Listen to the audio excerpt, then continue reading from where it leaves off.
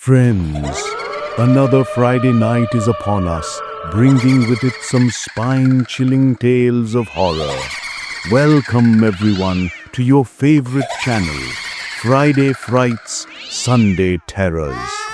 Tonight, we will delve into the depths of paranormal experiences that are sure to rob you of your sleep. Our first story comes from an ancient hilly region of Tripura, where mysterious flora and the deep beliefs of indigenous communities have created an ethereal atmosphere. This is Messi. Those of you who know me know that I don't just score goals on the football field. I also bring new thrills to the world of horror stories. Tonight's tales will take you to an unknown realm where logic loses its way and the supernatural reigns supreme.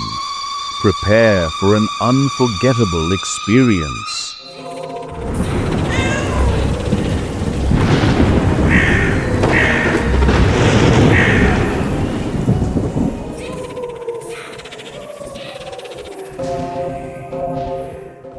Tonight's first incident was sent to us by a listener, which he heard from his maternal uncle.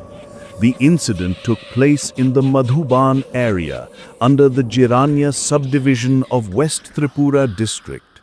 It is primarily an indigenous-dominated region where more than 90% of the people belong to tribal groups. Our listener's mother, aunts and uncle grew up in this Madhuban area from childhood. After the horrific riots of 1980, extreme instability prevailed across Tripura, especially in these tribal-dominated areas. The brutal memories of those riots, houses burned, people and children brutally killed, left deep scars in people's minds for a long time. And it was after these events that rumors of otherworldly activities spread in some areas, particularly in front of our listener's grandfather's house. His grandfather's house was right next to the main road, but one had to enter the house by crossing a bamboo bridge, beneath which a small hilly stream flowed. A large area in front of the house, alongside the road, was covered with numerous chatim trees, tamarind trees, and dense bamboo groves. Many of you might know that the chatim tree is called the ghost tree or devil's tree, and according to local belief, ghosts or spirits reside in this tree. Similar beliefs are prevalent about tamarind trees and bamboo trees, so this particular place was quite infamous among the locals. Stories were heard that at night, large passenger buses or other vehicles would allegedly get stuck in this spot. Drivers would allegedly run in fear and take shelter in the grandfather's house. This incident involves my listener's uncle when he was in class 10. Often, he would return home from tuition or the market around 10 or 10:30 at night. One such night, when his uncle was late returning, his mother, aunts, and grandmother sat worried in the house. It's worth mentioning that their grandfather worked in the fire service, so he wasn't home most of the time. Suddenly, they heard someone seemingly breaking through the bamboo bridge and entering the house, a horrifying, harsh sound. Before they could understand anything, there was a very loud knock on the door. When they opened the door, they were all stunned. Standing in front of the door was the uncle. His eyes seemed to pop out. His hair was standing on end, and sweat was dripping from his entire body. The uncle started behaving extremely abnormally. Throwing his bicycle loudly in front of the door, he entered the room and began saying, "Where's the machete? I'll kill that bitch today. I'll hack her to death today."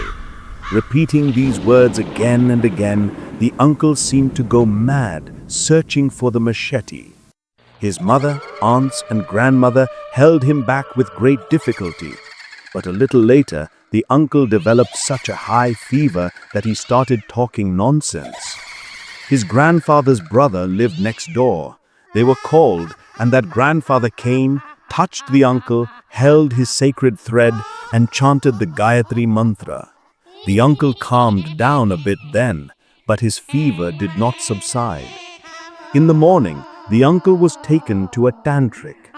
After he performed some tantric rituals, the uncle became completely calm. Then the uncle was asked what exactly had happened that night. The uncle was riding his bicycle home absent-mindedly.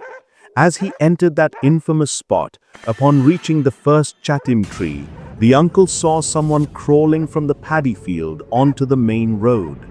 Going a little closer, the uncle saw someone standing under the chatim tree. As he approached, that figure blocked his path. The uncle saw a girl, her hair spread down to her knees, and she was completely naked. She stood blocking the uncle's way. The uncle immediately understood that he was in danger. The uncle then said, "Get out of my way. I haven't harmed you. Let me go home." But the girl came forward, grabbed the uncle's bicycle, and said that the uncle had to go with her or she would kill him. The uncle reportedly argued with the girl for almost an hour. The uncle said that the girl told him she wanted to marry him, but the uncle would not let go of the bicycle under any circumstances and did not agree to the girl's words. Finally, due to the uncle's persistence, he rode his bicycle over her and entered the house. What happened next, you heard at the beginning. The tantric said it was a fairy. Because the uncle wore a sacred thread, the fairy could not directly touch him, and because the uncle did not, it was only that the uncle behaved like a madman.